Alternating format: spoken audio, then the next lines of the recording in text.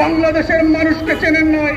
তারা নতুন করে যখন চাকবে আওয়ামী লীগের কাফনকে না টাকা পাওয়া যাবে না, কবর দেওয়ার মাটি পাওয়া যাবে না, সেই দিন আসতেছে। সেই দিনের প্রস্তুতি নেন।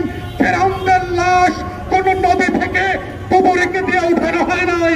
এই ফেরাউনদের লাশও বাংলাদেশের মানুষ কবরে দিয়ে উঠাবে না, কোন হুজুর জানাজা পড়বে না, কোন কবরের লাশ নেবে না।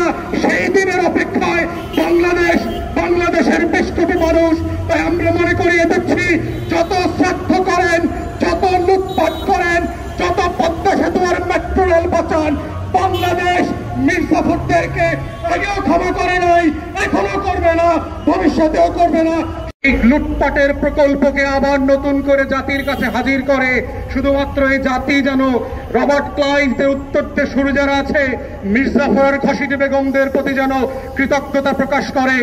আমরা বারবার বলেছি, আওয়ামী ইস্ট ইন্ডিয়া কোম্পানির সাথে একমাত্র তুলনা হবে সেই পলাশীর প্রান্তরের ইস্ট ইন্ডিয়া কোম্পানির সাথে।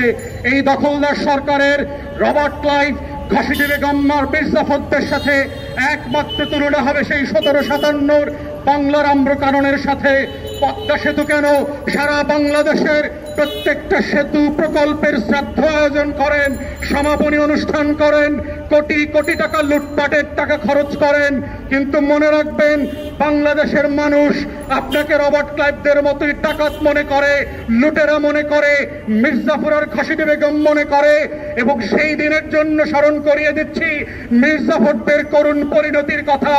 বুড়িগঙ্গায় যেভাবে খসিদ বেগমকে ইট আর পাথর মাথায় ঝুলায় দিয়ে ডুবায় দেওয়া হয়েছিল, জগৎ শেঠ আর অভিজাতকে বড় বড় দুর্গের উপর থেকে বস্তা পেঁচিয়ে দিয়ে ঝুলিয়ে মারা হয়েছিল, সেই খবরের কথাগুলো মনে রাখেন।